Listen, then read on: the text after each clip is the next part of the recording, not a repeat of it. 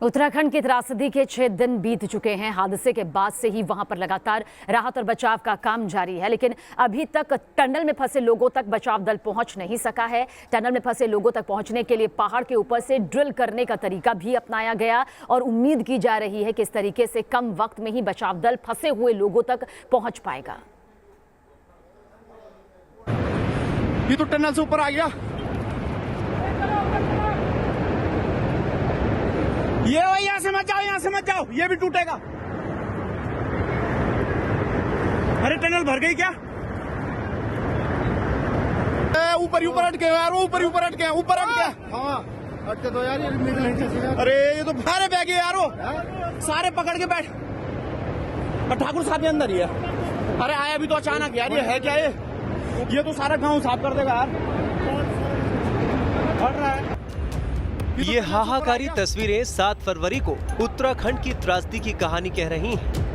ये यहाँ से मत जाओ, यहाँ से मत जाओ, ये भी टूटेगा। जल प्रलय के दौरान बनाया गया ये वीडियो इस बात की गवाही दे रहा है कि जब टनल से दूर खड़े लोगों की नजर इस जानलेवा सैलाब पर पड़ी तो वो लोग किस कदर बेचैन और बदहवास हो गए। लोग टनल के ऊपर से निकलते सैलाब को देखकर हैरान थे। अरे आया भी तो अचानक यार, ये है क्या? ये पानी की तेज लहरों में लोगों को समाता हुआ देखकर दुखी हो रहे थे, अपनी बेचैनी जाहिर कर रहे थे। पानी का स्तर लगातार बढ़ रहा था और साथ साथ लोगों की बेचैनी भी बढ़ती जा रही थी। हर कोई परेशान था। टनल में काम कर रहे लोगों की मौत की आशंका उन्हें बदहवास कर रही थी, लेकिन ये हादसा हो चुका था और उसे रोका नहीं जा सकता था। सैलाब का दिल दहलाने वाला शोर और जल प्रलय का ये मंजर शायद ही कभी उनके जहन से निकले, लेकिन सबकी नजर टिकी हुई रेस्क्यू वर्क पर। अरे टनल भर गई क्या? सबकी उम्मीदें अब राहत और बचाव के काम में लगे लोगों पर ही टिकी हैं कि शायद अभी भी टनल में फंसे उनके दोस्त, उनके रिश्तेदार की जान बच पाए। लोगों का सब्र जवाब देने लगा है।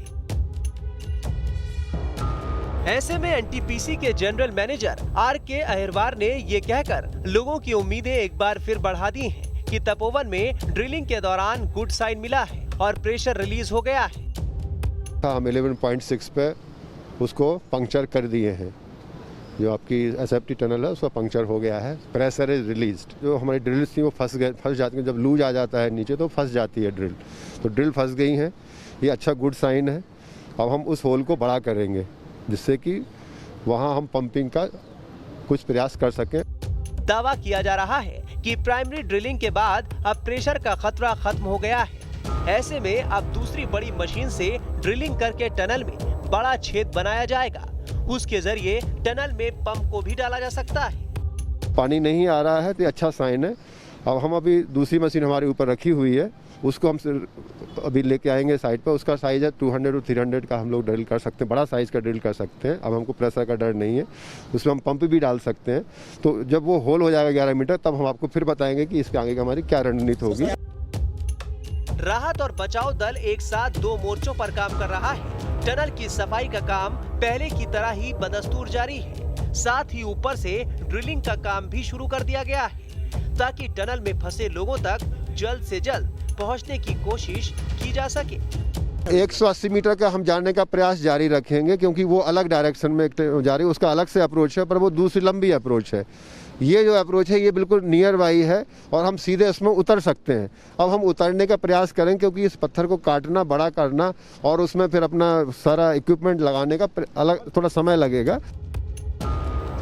राहत और बचाव दल के सारे दावे अपनी जगह पर हैं। हो सकता है कि अगले कुछ घंटों में वो टनल में फंसे लोगों तक पहुंच भी जाएं। लेकिन बड़ा सवाल तो यही है कि क्या टनल में फंसे लोग अभी तक सुरक्षित हैं? और अगर हाँ, तो उन्हें जल्द से जल्द कैसे सुरक्षित निकाला जाएगा? तपोवन से सुरेंद्र डसीला और सूरज अरोड़ा के साथ टीम न्यूज़ नेशन।